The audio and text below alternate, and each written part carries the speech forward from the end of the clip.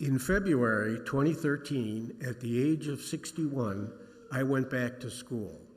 And it wasn't just any school, it was a seminary. I wasn't interested in pursuing a second career as a minister. Bless you, Reverend Scot, for doing so. But I was, and I still am, interested in what ministers are being taught, at least in a progressive theological environment.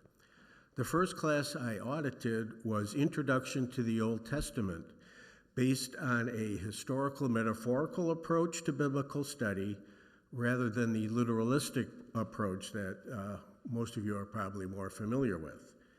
One of the things that was emphasized in the course is that there are multiple genres of writing in the Old Testament, and one of these genres is wisdom literature. And so this sermon is an expansion of my answer to an exam question about this topic. Wisdom literature is less about doctrine and more about what it means to live a successful life, both in the eyes of the community and the eyes of God.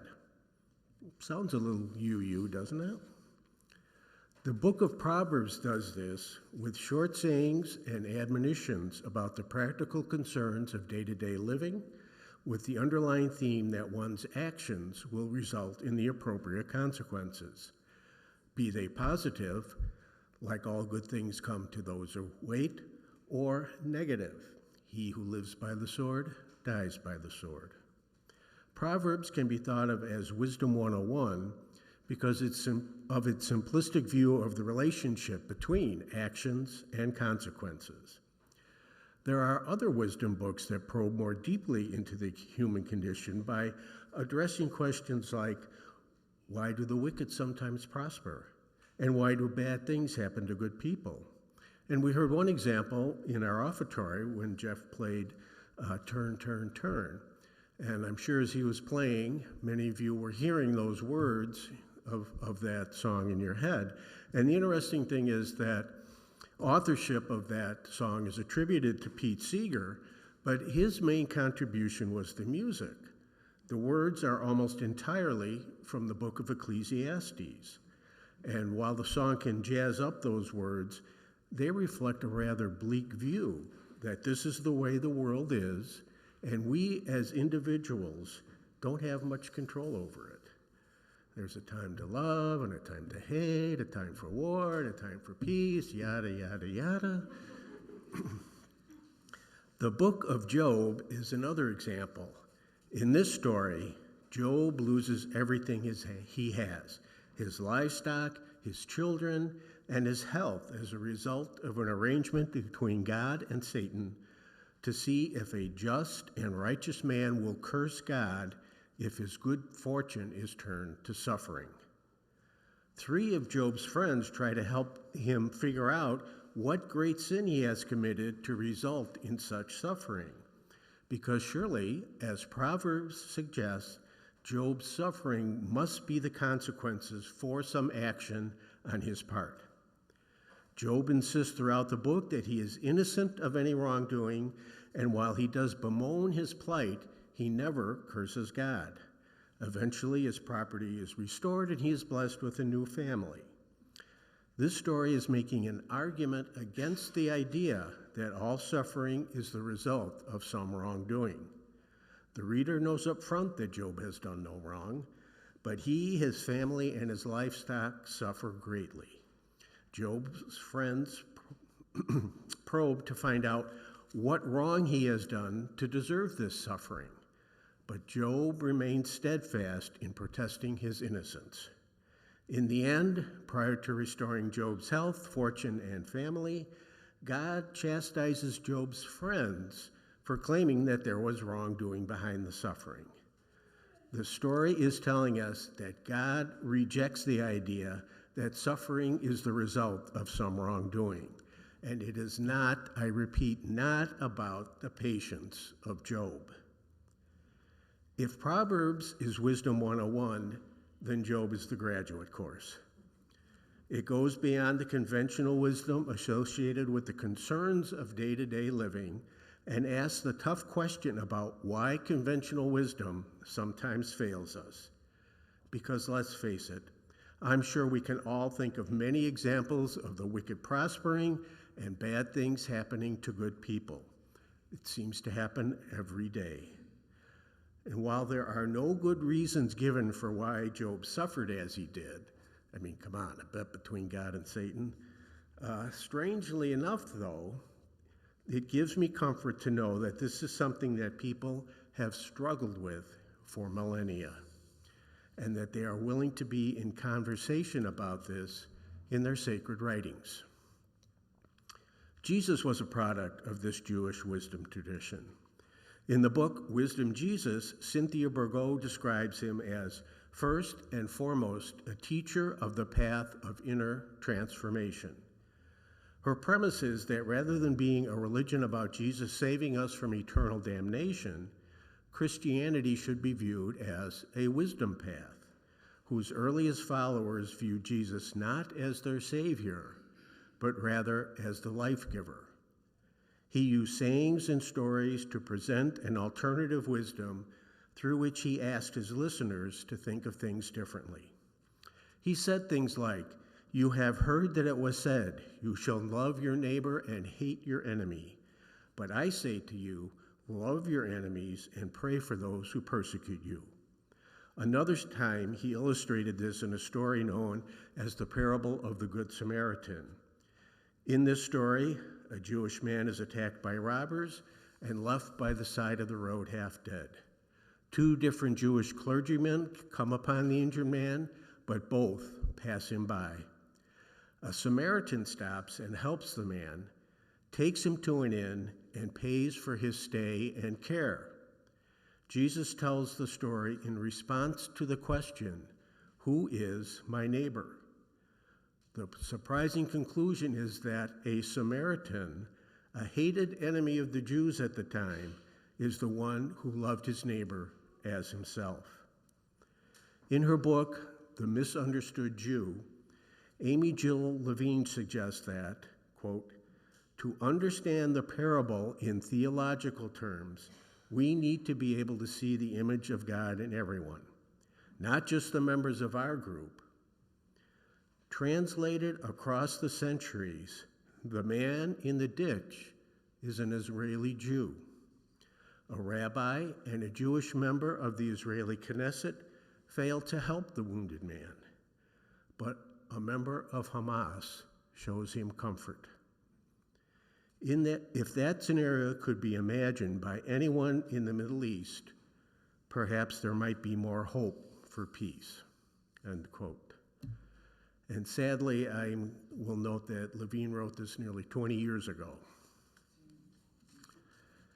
Things don't seem to change very much. I can see, though, why what Jesus was talking about is alternative wisdom. Conventional wisdom would suggest that an enemy would likely treat us badly, which might encourage us to preemptively treat them badly as a defense mechanism. The wisdom that Jesus offers is a way to see the other as we see ourselves, which is confirmation of him being, first and foremost, a teacher of the path of inner transformation. So those are some things I know about the wisdom tradition within Judaism and Christianity, but these are not the only sources of wisdom.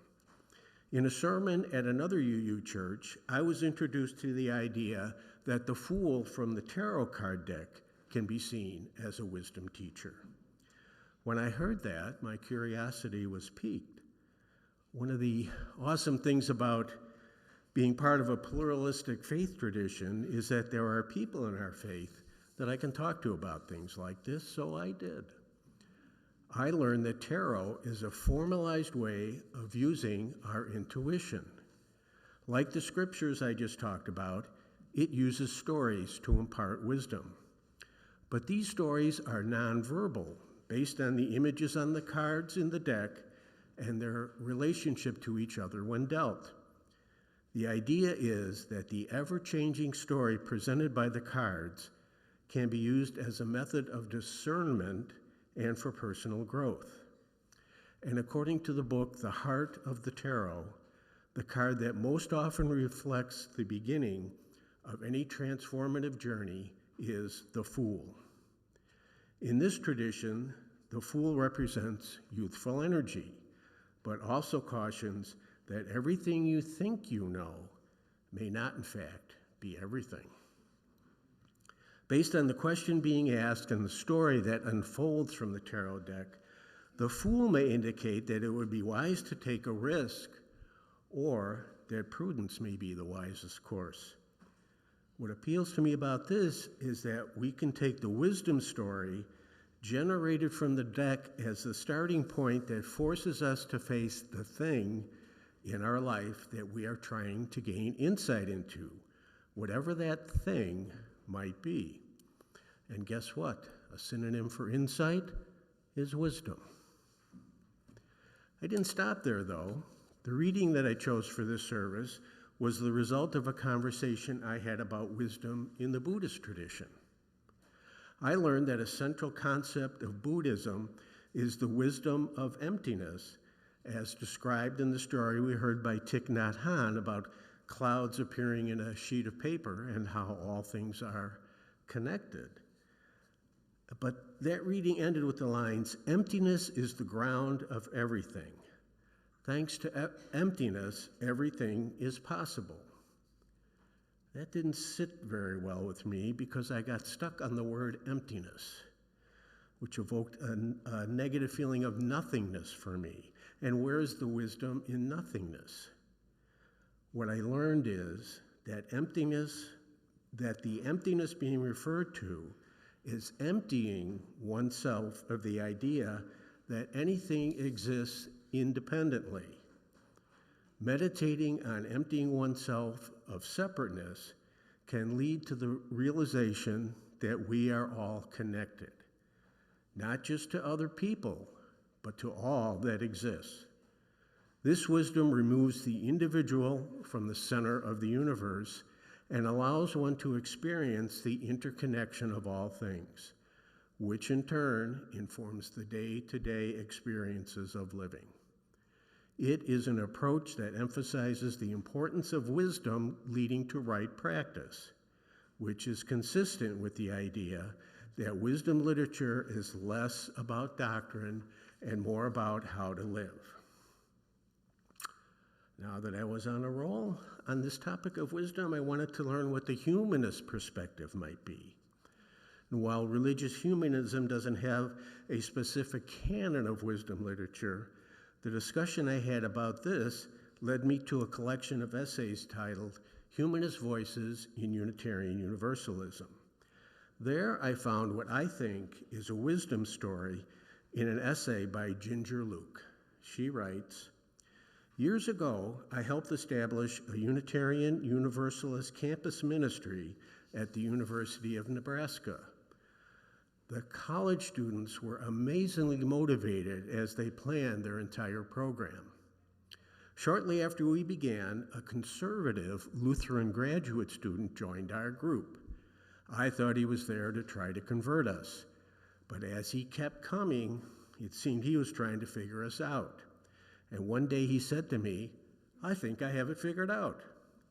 I think I understand you. You don't control your actions because God told you to. You do it because it is what you think is right.' 'You've got it,' I said. 'The reason I don't kill is not that God told me not to kill.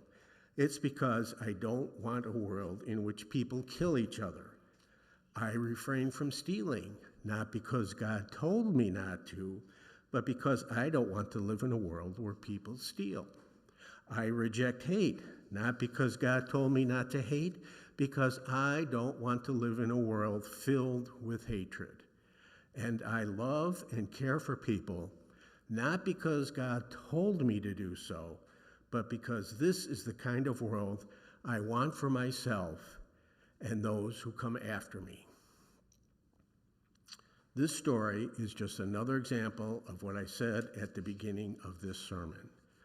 Wisdom literature is less about doctrine and more about what it means to live a successful life, both in the eyes of the community and in the eyes of God. And remember from the previous service I gave that when you hear me say the word God, what should come to your mind is your conception of that which is greater than us. No one group has a monopoly on wisdom. In the blurb advertising what I would be speaking about today, I quoted the former third source of our UU living tradition, wisdom from the world's religions that inspires us in our ethical and spiritual life. Those exact words are no longer part of Article 2, but the sentiment remains in the section that describes the inspirations for our shared UU values.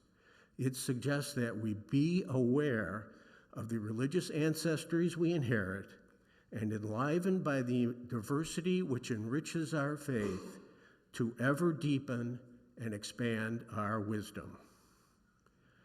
There are many paths up the mountain of wisdom. What I love about Unitarian Universalism is that we are encouraged to spend time on all of them and take the best we can from each.